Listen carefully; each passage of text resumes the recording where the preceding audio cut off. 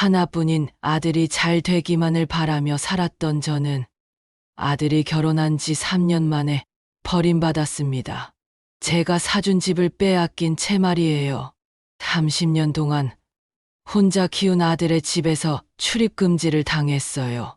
며느리는 매달 친정에 몇백만 원의 돈을 쓰면서도 저에게는 용돈 한 푼 주지 않았습니다.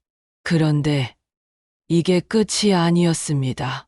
구독과 좋아요를 눌러주시면 더 많은 분들이 이 충격적인 이야기를 들을 수 있어요. 지금 안 누르면 정말 후회하실지도 몰라요. 안녕하세요. 저는 72세 김순덕입니다. 30년 전 남편이 교통사고로 갑작스럽게 세상을 떠났어요. 그날이 아직도 생생합니다. 병원에서 의사가 말했어요. 유가족분이세요. 정말 안타깝게 됐습니다.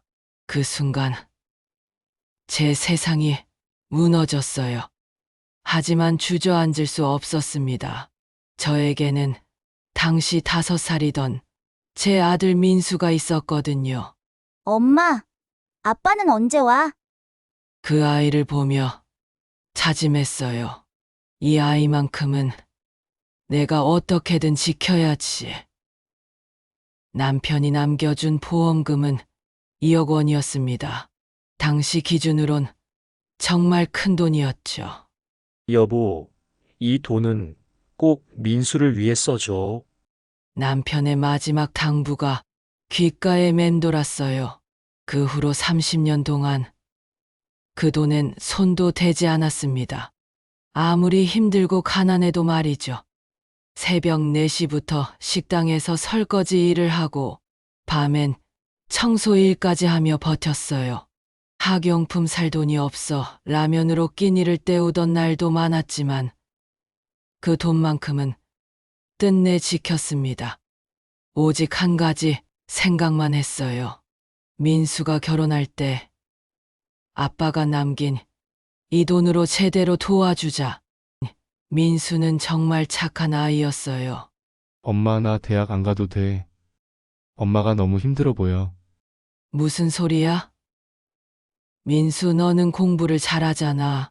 대학은 꼭 가야지. 그래도 돈이. 돈은 엄마가 어떻게든 할게. 넌 걱정 말고 공부해. 그렇게 민수를 대학까지 보내고 졸업 후 좋은 회사에 취직했을 때 정말 기뻤어요. 엄마, 이제 제가 엄마 모실게요. 그 한마디에 지난 세월의 고생이 눈 녹듯 사라졌습니다. 3년 전 아들이 결혼한다고 했을 때도 망설이지 않았어요. 엄마, 저희 전세로 먼저 시작하려고요. 엄마한테 너무 부담드리고 싶지 않아요. 아니다. 엄마가 해주고 싶어서 하는 거야.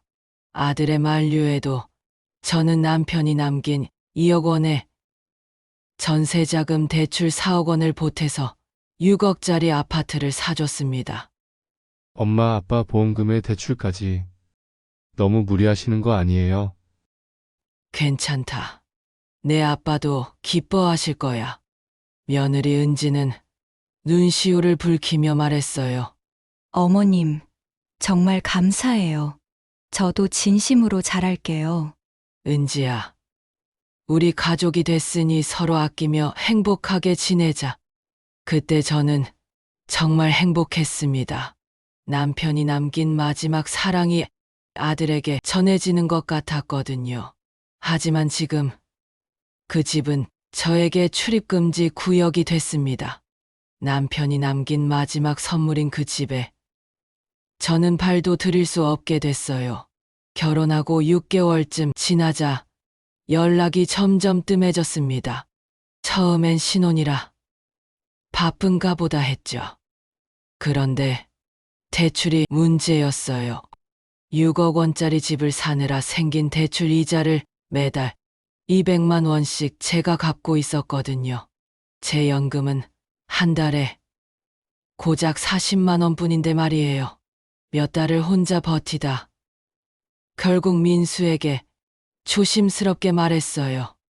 인수야, 사실 엄마가 매달 이자 갚기가 조금 벅차서 말인데, 혹시 조금만 도와줄 수 있을까? 아들은 잠시 망설이더니 말했어요. 엄마, 우리도 지금 여유가 별로 없어요. 아이 준비도 해야 하고 생활비도 빠듯해서. 그 옆에서 은지가 말을 받았어요. 어머님, 정말 죄송해요. 지금 저희도 상황이 넉넉하진 않아서요. 그래, 알겠어. 엄마가 알아서 할게. 마음 한켠이 참 서늘했지만 자식 힘들게 하고 싶지 않아 그냥 넘겼습니다. 그래서 70이 넘는 나이에 다시 새벽 4시에 나가서 식당 일을 시작했습니다.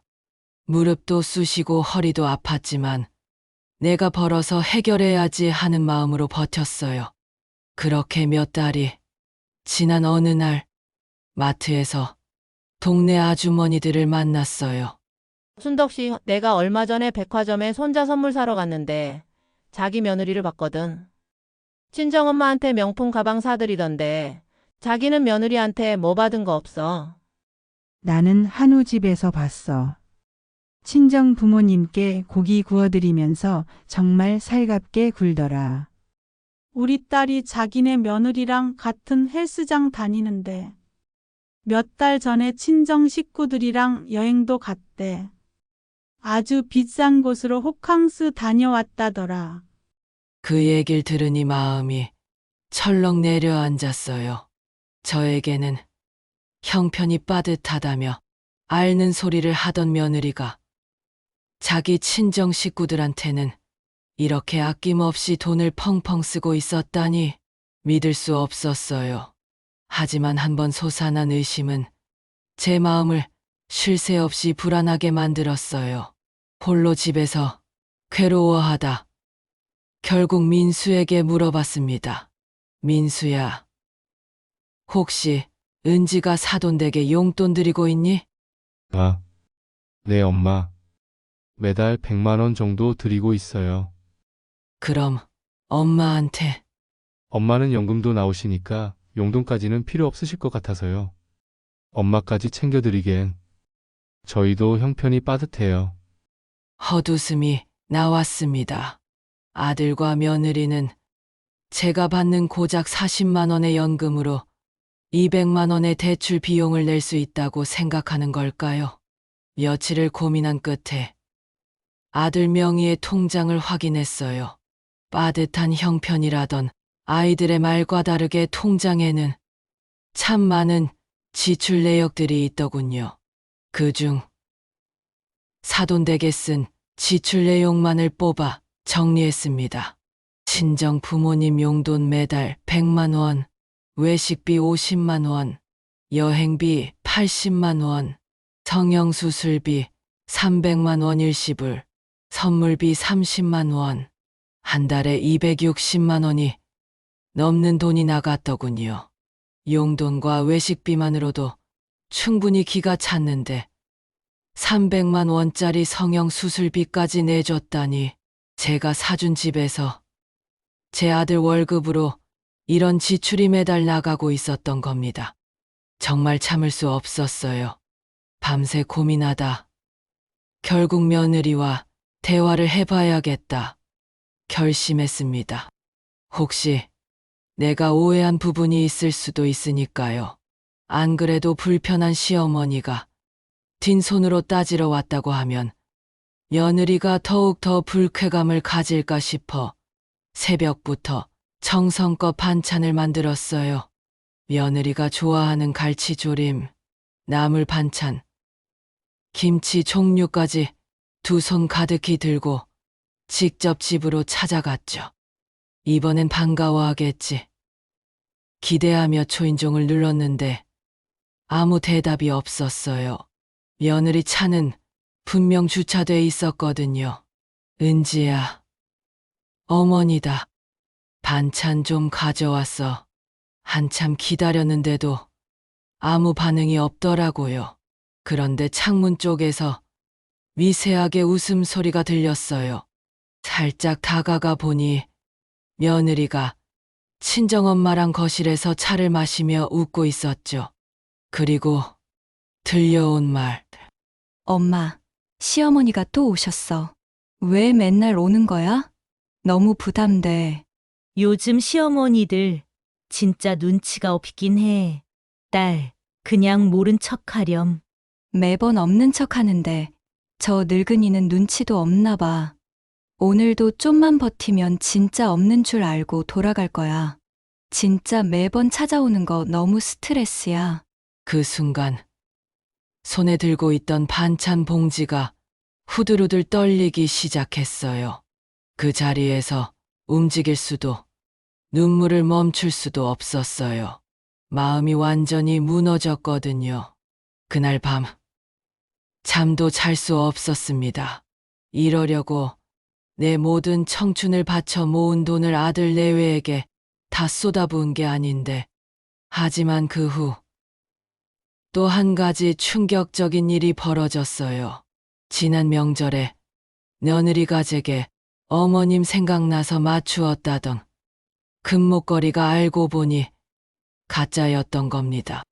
순금으로 만든 목걸이라며 조잘조잘 얘기하던 며느리가 어여뻐서 저도 없는 돈 탈탈 털어 용돈을 주었어요. 그런데 집에 뻔히 있으면서도 찾아온 시어머니가 보기 싫어서 없는 척하는 며느리가 정말 금 목걸이를 선물했을까 싶은 마음에 근처 금은방에 가서 물었습니다. 이게 정말 순금 목걸이가 맞나요? 아이고, 어르신 이거 가짜금이에요. 며느리는 언제나 나를 기만하고 속여왔다는 사실에 마음이 또 한 번 찢어졌습니다. 며느리와 따로 대화를 해야겠다는 생각이 들었어요. 전화로 어렵게 약속을 잡고 근처 카페에서 마주 앉았습니다. 처음엔 미안한 척하던 며느리가 제가 말을 꺼내자 곧 태도가 달라졌어요. 은지야, 혹시 내가 그동안 너한테 뭘 잘못했니? 아니에요, 어머님. 근데 왜 이렇게 날 피하니?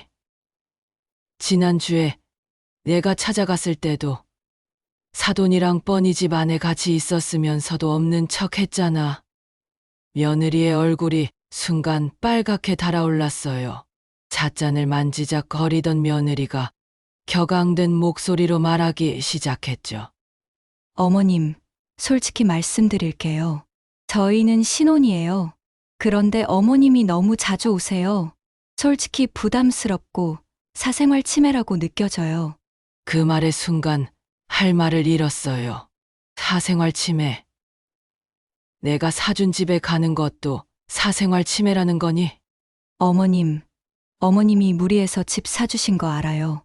하지만 이런 식으로 저희 사생활까지 간섭하시는 건 아니라고 생각해요.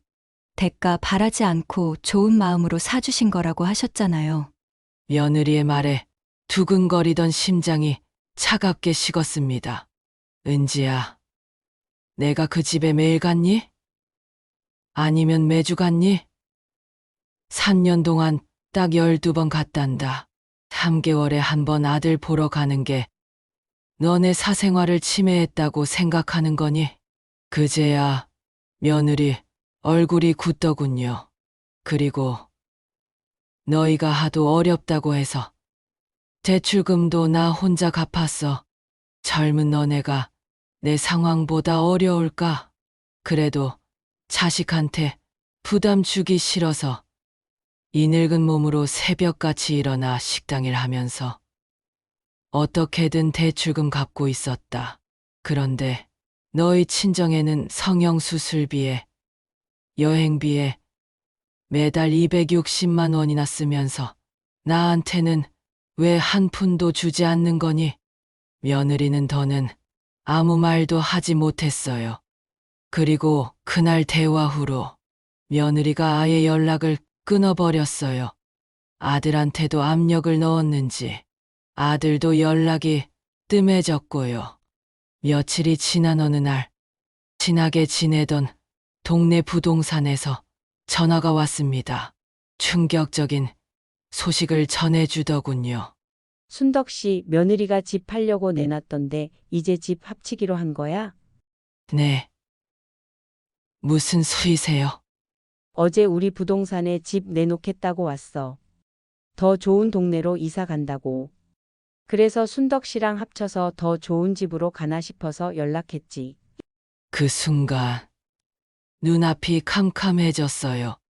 급하게 아들에게 전화했어요. 민수야, 너 집 내놨다는 게 사실이야? 엄마 어떻게 아셨어요? 그게 은지가 더 좋은 동네로 이사 가자고 해서. 내 허락도 없이. 어차피 엄마가 주신 집이고 저희가 앞으로 계속 살 집인데 굳이 연락드릴 필요 없다고 생각했어요. 뭐라고? 저희 결정이라고 생각해서. 그 순간 제 인생이 완전히 무너지는 기분이었어요. 남편이 목숨 걸고 남겨준 마지막 선물을 그냥 팔아버린다고?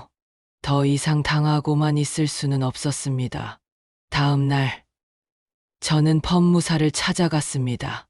제가 며느리와 아들을 위해 제 돈으로 집을 사줬는데 지금은 저를 집에 못 오게 막고 있습니다.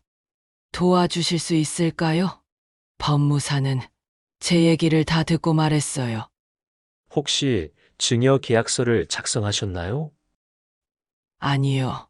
그냥 아들 영희로 사줬어요. 그렇다면 증여로 간주되는데 증여 취소가 가능할 수 있습니다. 받는 사람이 증여자를 심각하게 모욕하거나 부양 의무를 저버릴 경우입니다. 그럼 가능한 거예요? 충분한 증거만 있다면요. 특히 모욕적인 언행, 정신적 학대, 경제적 방치 등이 입증된다면 가능합니다. 그 말을 듣고 결심이 섰어요. 이제는 지켜만 볼 수 없다.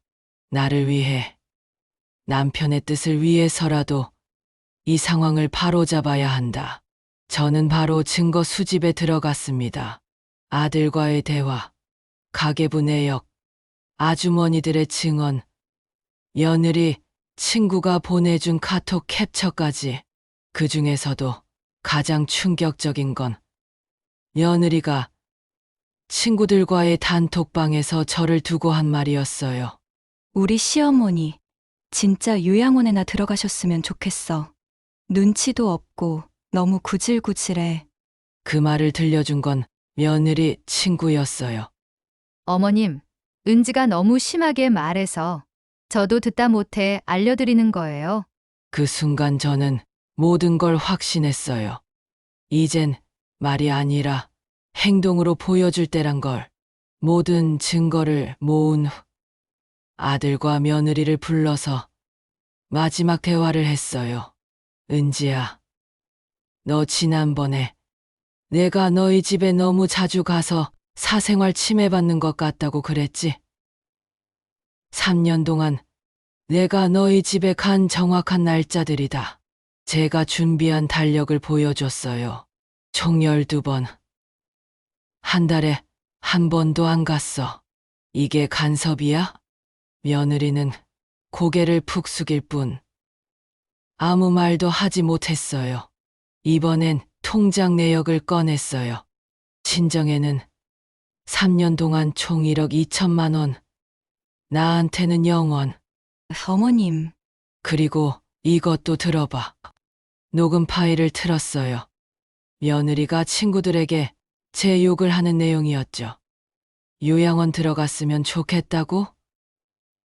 시아버님 보험금은 어차피 나중에 자기들 거라고. 며느리 얼굴이 하얗게 변했어요. 어디서? 증거는 이것보다 더 많단다. 더 들어볼까? 아들도 충격받은 표정이었어요. 은지야, 너가 정말 저런 말을 한 거야? 여보, 그게 아니라. 아니라고? 그럼 이 녹음이 가짜야? 민수야, 은지야, 마지막 제안이다. 법무사와 상의해서 준비한 서류를 꺼냈어요. 첫째, 앞으로 매달 나에게 30만 원씩 용돈을 지급할 것. 둘째, 한 달에 한 번은 내가 집에 방문하는 걸 허락할 것. 셋째, 명절, 생일엔 가족이 함께 시간을 보낼 것. 넷째, 친정에 보내는 돈은 50만 원 이내로 조정할 것. 은지가 소리쳤습니다. 어머님, 이건 너무하세요. 이건 강요예요. 저는 담담하게 말했어요. 그래, 강요 맞단다. 그동안 내가 너희에게 너무 자유만 준 것 같아. 강요가 싫다면 이 집에서 나가면 돼. 이건 내가 증여한 집이고 이제는 돌려받을 권리가 있어. 민수가 당황해서 말했어요. 엄마, 진짜 그렇게까지 하시려고요? 그래, 네가 그동안 엄마 편 한 번 제대로 들어준 적 있었니? 이 집은 내 남편이 목숨 걸고 남겨준 돈으로 산 거야. 내 인생이야. 엄마, 그러시면 안 돼요. 저희가 갈 곳이. 민수야, 넌 지금까지 뭘 한 거야?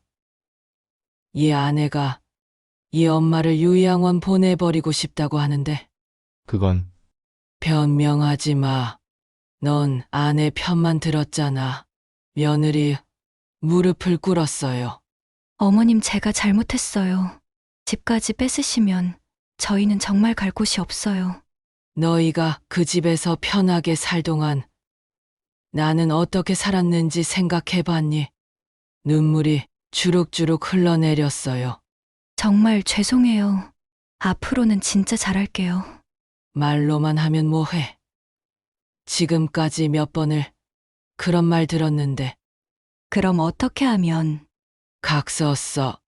저는 단호하게 말했습니다. 앞으로 나를 무시하지 않겠다고, 용돈도 제대로 주겠다고, 그리고 친정 용돈도 줄이겠다고. 며느리가 떨리는 손으로 각서를 썼어요. 어머님, 정말 잘못했어요. 앞으로는 진심으로 모실게요. 하지만 저는 이미 마음을 정했어요. 각서는 받겠지만 집은 일단 내 명의로 바꿀 거야. 어머님! 너희가 진짜 바뀌는지 지켜볼게. 2년 동안 각서대로 하면 그때 다시 생각해 보겠어. 그 후 6개월, 며느리는 매달 용돈을 챙겨주고 집에 오면 반갑게 맞이했어요. 친정 용돈도 50만 원으로 줄였고 제게 더 신경 써주더라고요. 어머님, 무릎 아프시다고 하셨죠? 파스 사다 드릴게요. 어머님, 오늘 날씨 좋은데 같이 산책하실래요? 처음엔 연기하는 건 아닐까 의심했는데 점점 진심이 느껴지더라고요. 아들도 점점 달라졌어요. 엄마, 그동안 정말 죄송했어요. 엄마 마음은 생각 안 하고 은지 편만 들고. 앞으로 정말 잘할게요. 이제라도 알았으니 괜찮다. 엄마가 30년 동안 혼자 얼마나 힘드셨을지 이제야 깨달았어요. 그렇게 아들과 며느리가 진짜로 변하는 모습을 보니 제 마음도 점점 누그러졌어요. 그리고 1년 후 며느리가 임신했어요. 어머님, 저 아기 생겼어요. 정말? 네, 어머님은 좋은 할머니가 되실 거예요. 그동안 서먹했던 우리 관계가 아기 때문에 가까워지기 시작했어요. 어머님, 태교에 좋은 음식이 뭐가 있을까요? 미역국이 좋지. 내가 끓여줄게. 정말요? 감사해요. 며느리가 진짜로 제게 의지하는 모습을 보며 이제 정말 가족이 됐구나 싶었어요. 아들도 더욱 달라졌고요. 엄마, 아기 나오면 엄마가 많이 도와주세요. 당연하지. 엄마 손자잖아. 그리고 대출금도 저희가 갚을 테니까 이제 일은 그만하고 쉬세요. 정말 네, 이제는 제가 엄마 모실 차례예요. 2년이 지난 지금 손자 민준이가 태어났어요. 할머니. 아이가 제게 달려와 안길 때마다 이 모든 고생이 보상받는 기분이에요. 며느리도 완전히 달라졌어요. 어머니, 민준이가 할머니를 제일 좋아해요. 그래. 우리 민준이 똑똑하네. 어머니 덕분에 민준이가 이렇게 잘 자라는 것 같아요. 이제는 진짜로 제게 고마워하는 마음이 느껴져요. 각서 쓴 지 2년이 다 되어 가는데 집을 다시 아들 명의로 바꿔줄까 고민 중이에요. 하지만 아직은 좀 더 지켜보려고요. 시청자 여러분, 저는 이 이야기를 통해 말씀드리고 싶어요.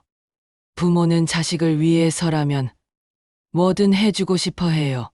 하지만 그것이 당연하게 여겨져서는 안 됩니다. 며느리도 아들도 이제는 제 희생을 알아주고 고마워해요. 물론 처음엔 강제로 시작됐지만 지금은 진심이 되었어요. 가족이란 서로 배려하고 존중하는 거잖아요. 저희처럼 문제가 생겼을 때 포기하지 마세요. 때로는 단호하게 선을 그어야 할 때도 있어요. 그래야 진짜 가족이 될 수 있더라고요.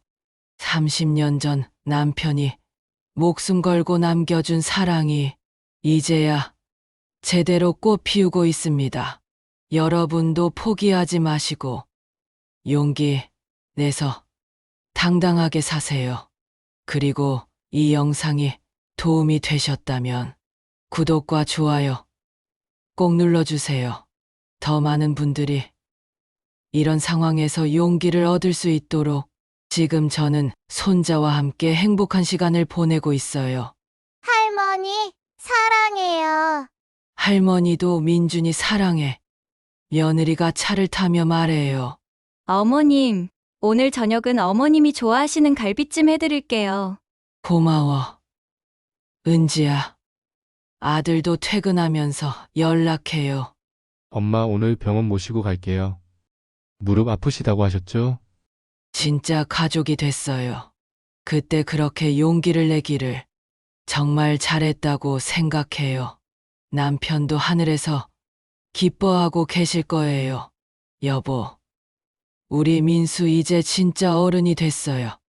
우리 손자도 이렇게 예쁘게 자라고 바람이 살랑 불어오는 게 남편이 대답해 주는 것 같아요.